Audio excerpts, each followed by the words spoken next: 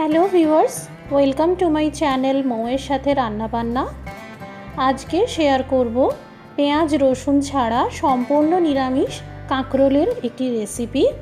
খুবই টেস্টি হয় আর ভাত রুটি পরোটার সাথে খেতে খুবই ভালো লাগে। বন্ধুরা, আমাদের চ্যানেলে সপ্তাহে 3টি করে রেসিপি দেওয়া হয়, তাই যারা চ্যানেলে নতুন এসেছেন চ্যানেলটি সাবস্ক্রাইব করে নেবেন আর পাশে থাকা বেল আইকনটি অন করে নেবেন, যাতে যখনই আমি নতুন কোনো রেসিপির আপলোড দেব সবার আগে আপনাদের কাছে পৌঁছে যাবে। এখানে আমি মোট 10টা কাঁকরোল ভালো করে চেঁচে খোসা ছাড়িয়ে এইভাবে পাতলা করে কেটে নিয়েছি, যাতে কাঁকরোল তাড়াতাড়ি সিদ্ধ হয়ে যায়, কারণ কাঁকরোল সিদ্ধ হতে একটু সময় লাগে। আপনারা যেমন ইচ্ছে সুবিধা মতন কেটে নিতে পারেন। আর এরই সাথে দুটো বড় সাইজের আলুকে ডুমো ডুমো করে কেটে নিয়েছি। আমি এই রান্নাটা সর্ষের তেল দিয়ে করব। প্রথমে আলুর পিসগুলোকে ভেজে নিতে হবে। সামান্য হলুদ গুঁড়ো আর সামান্য লবণ দিয়ে দিলাম, বেশ বাদামি করে ভেজে নেব। এই দেখুন, আলুর পিসগুলো ভাজা হয়ে গেল।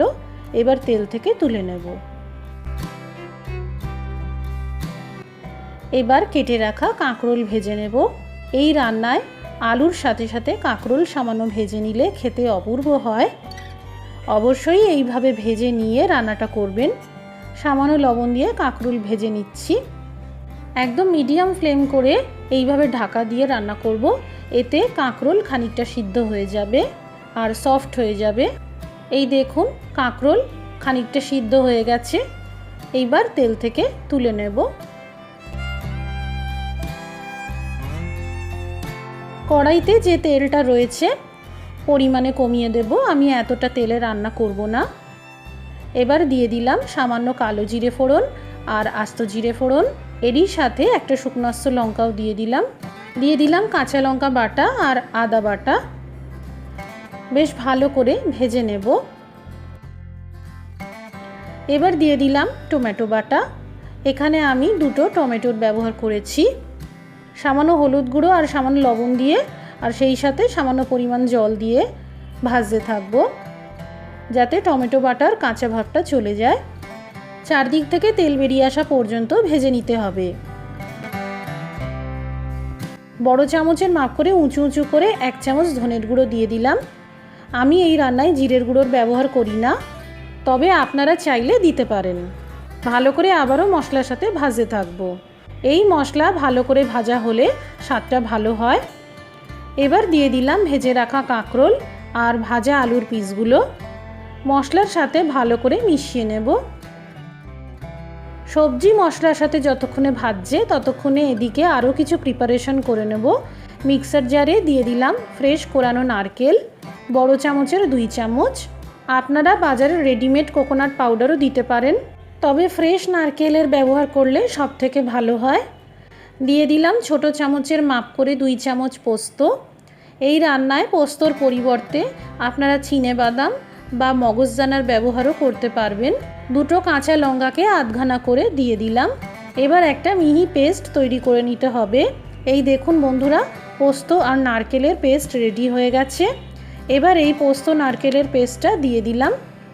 পোস্তর সাথে এই নারকেল বাটা ভালো করে ভেজে নিতে হবে। যে পাত্রে পোস্ত নারকেল বাটা লেগেছিল জল দিয়ে ধুয়ে দিয়ে দিলাম। এই রান্নাটা মাখো মাখো হয়, তাই আমি এই রান্নায় খুব বেশি জলের ব্যবহার করি না। ভালো করে ভেজে নেওয়ার পর এবার দিয়ে দিলাম হালকা উষ্ণ জল। দেখে লাগছে আরেকটু জল দেওয়া যেতে পারে। আমি এখানে টোটাল আধা গ্লাসের থেকে একটু বেশি পরিমাণে উষ্ণ জলের ব্যবহার করেছি। এবার ভালো করে সব কিছু মিশিয়ে নিলাম। রান্নার এই পর্যায়ে দিয়ে দিলাম স্বাদ মতো লবণ। লবণটাও ভালো করে মিশিয়ে নিলাম। এবার একদম কম আঁচ করে কাঁকরোল আর আলু সিদ্ধ হওয়া পর্যন্ত রান্না করতে হবে। মোটামুটি 5 মিনিট কেটে গেছে, দেখে নেওয়া যাক। কাঁকরোল আর আলু সিদ্ধ হয়ে গেছে আর এই রকমই মাখো মাখো রাখবো। তবে আপনারা যদি আরেকটু ঝোল বাড়াতে চান তাহলে জলের পরিমাণটা বাড়াতে পারেন। সবশেষে দিয়ে দিলাম সামান্য পরিমাণে চিনি আর গরম মশলার গুঁড়ো। ভালো করে মিশিয়ে নেব। তৈরি হয়ে গেল পেঁয়াজ রসুন ছাড়া সম্পূর্ণ নিরামিষ কাঁকরোলের সবজি। গরম ভাত বা রুটি পরোটার সাথে খেয়ে দেখবেন, দারুণ লাগবে। যে কোনো নিরামিষ দিনে বানাতে পারবেন। আজকের এই রেসিপিটি ভালো লেগে থাকলে একটা লাইক করে দেবেন আর অবশ্যই এই রেসিপিটি শেয়ার করবেন। সবাই ভালো থাকুন, সুস্থ থাকুন। Thank you for watching.